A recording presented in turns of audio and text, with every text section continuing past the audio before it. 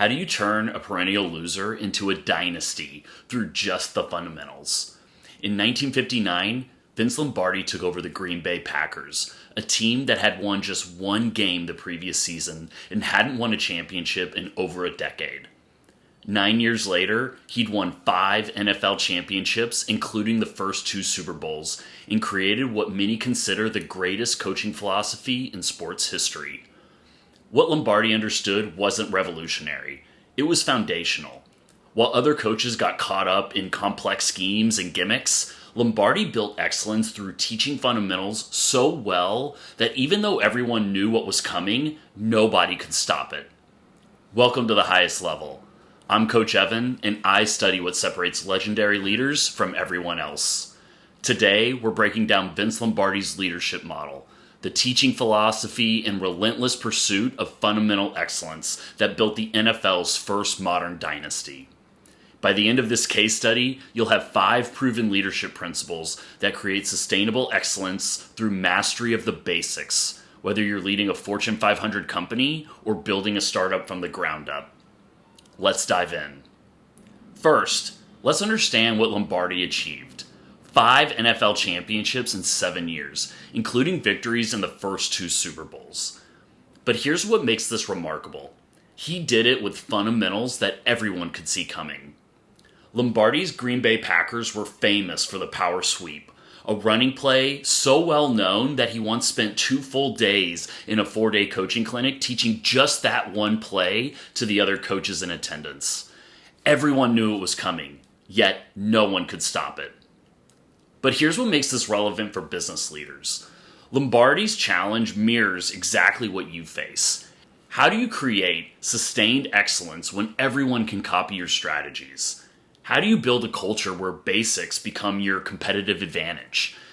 This isn't just about sports. This is about the leadership challenge every organization faces. Creating excellence through fundamentals in a world obsessed with the latest trends and complex solutions. Lombardi mastered this through what he called teaching, not scheming, a systematic approach to fundamental excellence that we can break down into 5 core principles. The Vince Lombardi leadership model. Principle 1, be a teacher, not a schemer. Lou Holtz once asked his assistant coaches, "Are you a schemer or a teacher?" Lombardi was definitely a teacher. While other coaches spent time creating complex schemes that required smart players to figure out, Lombardi focused on teaching the fundamentals so well that execution became instinctive. Here's the story that shows this in action. Lombardi kept a plaque from St. Cecilia High School in his Green Bay office, an award naming him the Teacher of the Year for his work in the classroom. Despite winning 5 NFL championships, this teaching award meant everything to him. Lombardi said, "They call it coaching, but it is teaching. You don't just tell them, you show them and show them the reasons." His approach was systematic.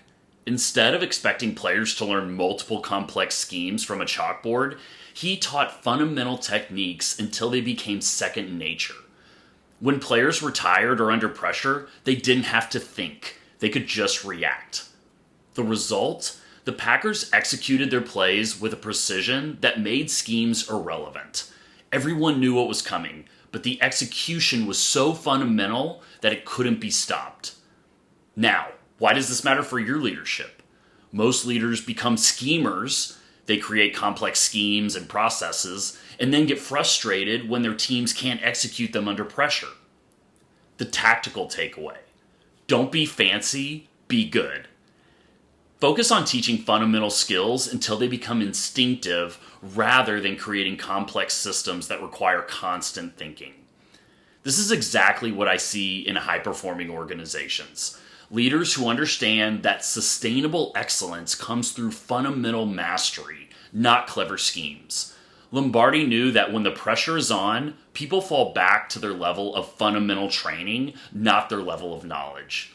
The key takeaway here: fundamental mastery beats clever schemes under pressure. Principle 2, lead with love, not just authority. Lombardi's most misunderstood principle was his philosophy about loving his players. People saw his intensity and assumed he led through fear. But the opposite was actually true. He understood the difference between love and like in leadership. Here's what he meant. Lombardi said, "I don't necessarily have to like my players and associates, but as their leader, I must love them. Love is loyalty. Love is teamwork. Love respects the dignity of the individual. This is the strength of any organization." For Lombardi, love meant unconditional commitment to bringing out the best in each person. Like meant personal preference. He could demand excellence from someone he didn't personally enjoy being around, but his love for them meant that he wanted them to succeed. This wasn't soft leadership. This was the toughest kind of leadership. When Lombardi pushed players beyond what they thought possible, they knew it came from a genuine desire to help them excel, not from ego or power. The difference showed in the results. Players who left Green Bay consistently said that Lombardi was their toughest coach that they ever played for, but also the one who cared the most about their development as people, not just players. Now, why does this matter for your leadership? Most leaders either try and be liked by everyone or rely purely on the positional authority to get results. The tactical takeaway. Genuinely care for your people. Separate personal preference from professional commitment. You can demand excellence from people you don't personally click with if they know that you're genuinely invested in their success. This is what separates great leaders from everyone else. The ability to challenge people while preserving their dignity, to be tough-minded while demonstrating genuine care. Lombardi understood that people will accept almost any level of demand if they trust your motives. The key takeaway here, people accept high demands when they trust your motives. Principle 3. Master the fundamentals obsessively. While other teams were installing hundreds of plays, Lombardi's Packers ran fewer plays, but executed them with a level of precision that made them unstoppable. His philosophy was simple. Perfect execution of fundamentals beats complexity every time. Here's the story. Lombardi's famous power sweep was so well known that he taught it to other coaches at clinics. Everyone, including Green Bay's competition, knew the power sweep was coming. Yet, they still couldn't stop it. Why? Because Lombardi had developed a strength that became an unstoppable force through obsessive fundamental mastery. Lombardi believed that when players were tired or under extreme pressure, their fundamentals had to be so ingrained that execution became automatic. He said conditioning was the cornerstone of everything because when players got tired, poor fundamentals led to poor execution.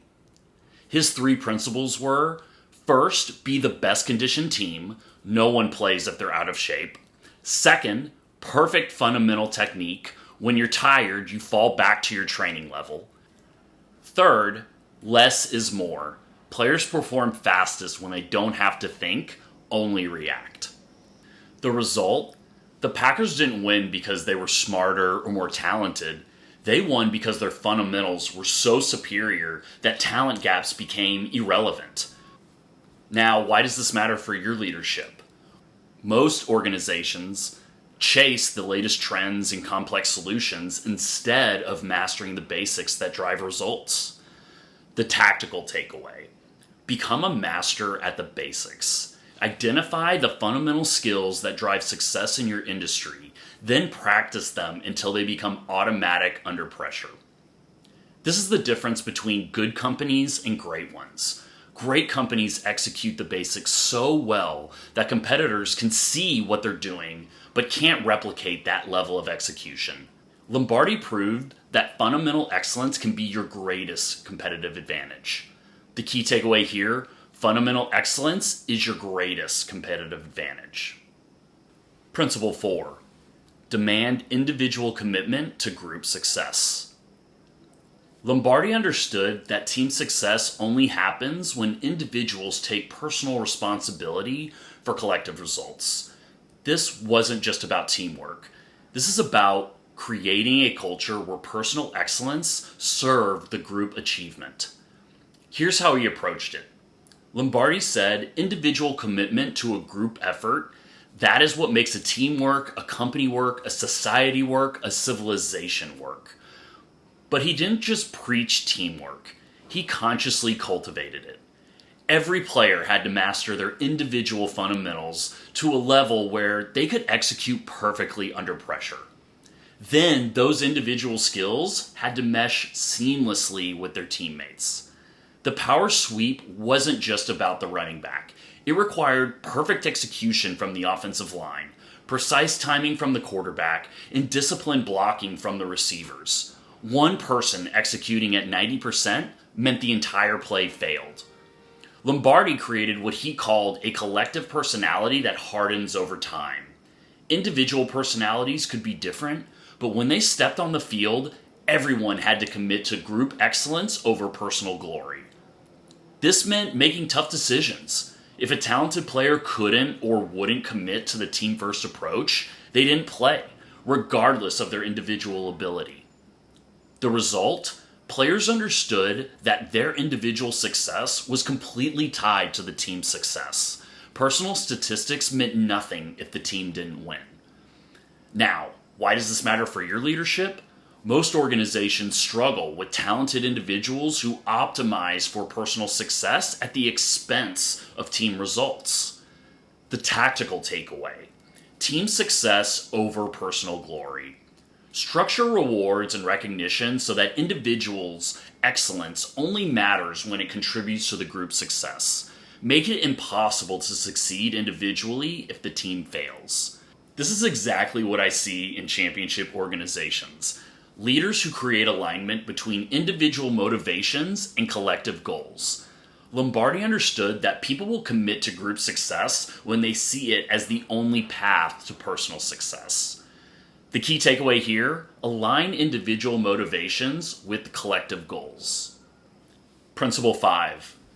Pursue continuous improvement, never satisfaction. Lombardi's most powerful leadership trait was his refusal to be satisfied with any level of success. He believed that the moment you become satisfied with your achievements, you stop improving. And if you stop improving, you start declining.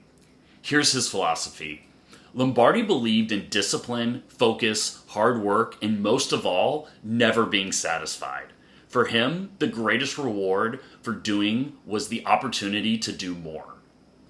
This wasn't about being negative or never celebrating wins. It was about understanding that in competitive environments, standing still means falling behind. Even after winning championships, Lombardi would immediately start preparing for how to get better the next season. He applied this to fundamentals obsessively. Even the power sweep that worked so well was constantly refined. Players who had run it hundreds of times were still coached on tiny improvements in footwork, timing, and execution. Lombardi's approach was systematic. Analyze what worked, identify what could be better, then practice the improvements until they became automatic. He never assumed that past success guaranteed future results. This created what Lombardi called a culture of continuous excellence. Players understood that yesterday's performance, no matter how good, wasn't good enough for tomorrow's challenges. Lombardi never let his teams get complacent by always preaching that each victory creates the foundation for the next challenge, but never guarantees it. Now, why does this matter for your leadership? Most successful organizations become comfortable with their achievements and lose their edge that created their success. The tactical takeaway: ongoing skill and technique development. Build systematic reviews into your success. After every win, immediately ask, how do we get better? Before asking, how do we celebrate? This is what separates dynasties from one-time winners. The discipline to improve when you're already winning. Lombardi understood that your greatest enemy isn't your competition. It's your own satisfaction with current performance. The key takeaway here: your greatest enemy is satisfaction with current performance. Now here's how all of these principles work together in practice. Look at the Green Bay Packers from 1959 to 1967. This is fundamental leadership creating sustained excellence. Teaching over scheming. Lombardi taught the power sweep so thoroughly that players could execute it perfectly, even when exhausted. While other teams ran hundreds of plays, the Packers ran fewer plays but executed them flawlessly. You had love-based leadership. Players pushed themselves beyond their limits because they trusted Lombardi's motives. He demanded excellence, not to boost his ego, but because he genuinely wanted them to achieve greatness. Fundamental mastery. The Packers became the best conditioned team in the NFL and practiced basics until they were automatic. When the pressure mounted, they didn't think, they executed. And in the critical moments, when the game was on the line, the Packers' execution was always superior. You had individual group alignment. Every player understood their personal success depended entirely on team success. Personal statistics meant nothing without championships. Continuous improvement. Even after winning championships, Lombardi immediately started preparing for the next challenge. Success created the foundation for more success, never satisfaction. Notice the integration. The teaching approach made fundamentals automatic. The love-based leadership created trust for high demands. The fundamental mastery created competitive advantage. The alignment eliminated selfish play, and the improvement mindset sustained excellence. This is the difference between good leaders and legendary leaders. They create systems where every principle reinforces every other principle to create sustainable excellence. In your organization, this looks like teaching skills until they're instinctive, demanding excellence from a place of genuine care, mastering the fundamentals that matter most, aligning individual and team success, and never being satisfied with current performance levels. So there you have it. Vince Lombardi's leadership model, broken down into 5 fundamental principles: teaching over scheming, love-based leadership, fundamental mastery, individual group alignment, and continuous improvement.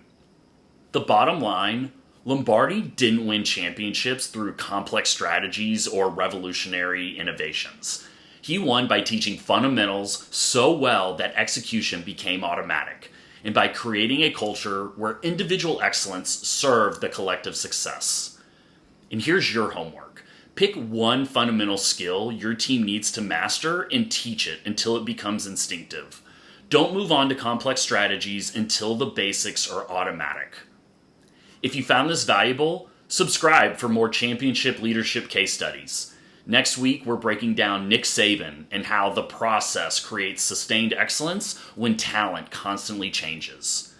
And if you're a business leader who wants to build fundamental excellence like Lombardi did, check out the link in the description. I work with executives who want to create cultures where basics become competitive advantages. Until next time, lead like a legend.